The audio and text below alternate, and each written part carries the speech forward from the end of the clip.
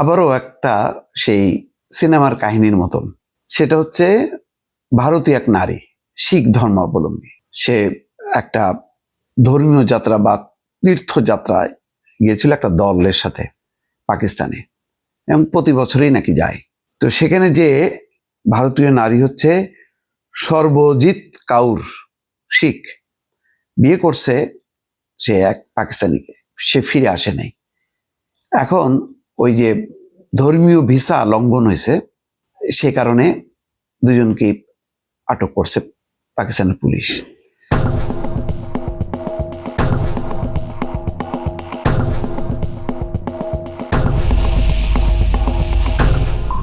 এর আগেও আমরা বিভিন্ন সময় দেখছি যে পাকিস্তানি নারী ভারতে আসছে, ভারতে বিয়ে করছে, বা পুরুষ। এই জায়গাগুলো দুইটা দেশের আন্তঃসম্পর্কের কারণে সহজ হয়নি।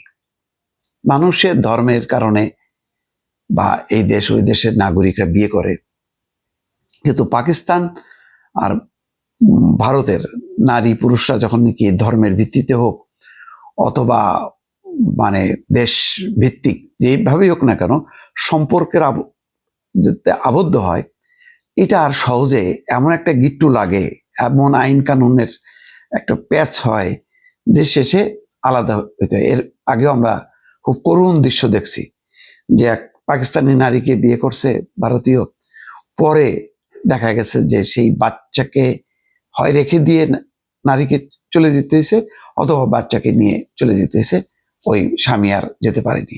এই ধরনের প্রায় কিন্তু করুণ ঘটনা ঘটে। এটাও তাই, টিকটকের মাধ্যমে তাদের 2016 সাল থেকে তাদের সম্পর্ক। বহুবার তারা চেষ্টা করছে ভিসার জন্য, কিন্তু কোনোভাবেই পারেনি। নাসির হোসেন পাকিস্তানি যুবকের নাম, আর সর্বজিৎ কাউর হচ্ছে ভারতীয়। তো আইনগত কারণে পারেনি নানাভাবে, কিন্তু ওই যে সন্দেহ, পাকিস্তানে যখন কি কোনো ভারতীয় নারী বা পুরুষ তাকে ধরা হয় যে কি কোনো গোয়েন্দা সংস্থার লোক কিনা, চর কিনা, আবার পাকিস্তানি কোনো নারী পুরুষ যখন কি এরকম ব্যক্তিগত সম্পর্কে আবদ্ধ হয়, তখন ওই একটা সন্দেহ তৈরি হয়।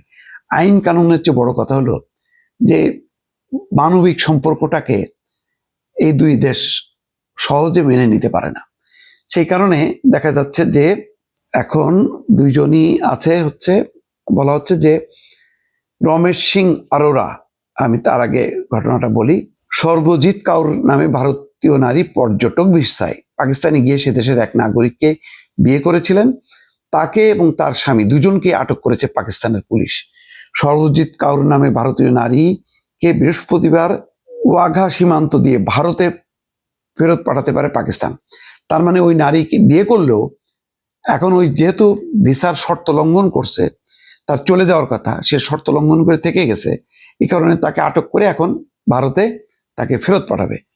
তবে পাকিস্তানি স্বামীকে হেফাজতে রেখেই তদন্ত চলবে বলে বিবিসিকে জানিয়েছেন পাকিস্তানের পাঞ্জাব প্রদেশের সংখ্যালঘু বিষয়ক মন্ত্রী সর্দার রমেশ সিং অরোরা। সর্বজিৎ কাউর গত বছরের 4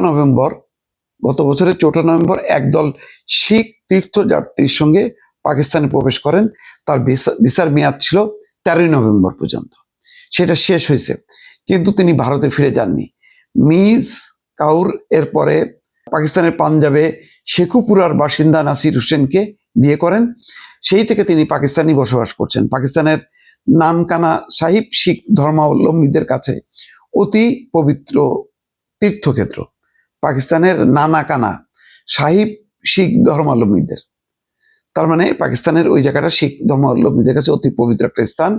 ভারতীয় শিখদের ওই তীর্থক্ষেত্রে যাওয়ার জন্য পাকিস্তান বিশেষ ধর্মীয় ভিসা দিয়ে থাকে, মানে ভারতীয় ওই শিখরা যাতে ওই ধর্মীয় স্থানে আসতে পারে, এই জন্য বিশেষ ধর্মীয় ভিসা দিয়ে থাকে।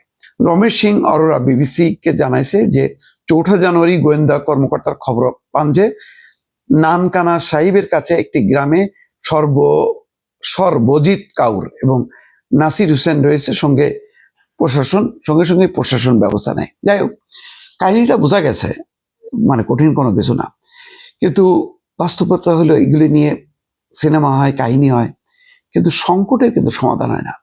ভারত বরাবর যখন কি পাকিস্তানকে নিয়ে একটা সিনেমা করে, তখন ওটাকে দেখা হয় যে ভারত একটা মানবিক রাষ্ট্র আর পাকিস্তান হচ্ছে একটা দানব রাষ্ট্র। এইভাবে তাদেরকে সারা বিশ্বে একটা ভিলেন হিসেবে আখ্যায়িত করে পাকিস্তানকে। সেই প্রভাব মানে মানুষের উপরেও ফেলে। অথচ বহু ঘটনায় আছে যে পাকিস্তানি নারীকে তারা আটক করে খুব মানে অমানবিক কায়দায় তাদেরকে বের করে দিছে। সেই কাহিনীগুলি কিন্তু স্থান পায় না।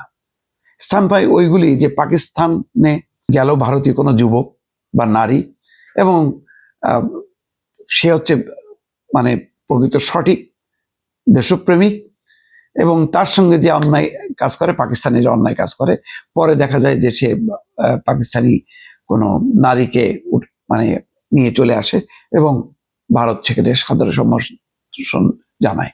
কিন্তু বাস্তবে কিন্তু ভিন্ন। বাস্তবটা হচ্ছে যে বরাবর পাকিস্তানিদেরকে ভিলেন হিসেবে সে পুরুষ হোক নারী হোক তাদেরকে উপস্থাপন করে, আর ভারতীয় নাগরিক বা নারী ক্ষেত্রে সেটা অন্য রূপ দেওয়া হয়। কিন্তু বাস্তবে কিন্তু এটাই হয় যে এখন যেমন ভারতীয় নারীকে বের করে দেওয়া হচ্ছে, ভারতেও কিন্তু ঠিক একইভাবে পাকিস্তানি কোনো পুরুষ বা নারী হোক তাদেরকে বের করে দেওয়া হয়, রাখা হয় না।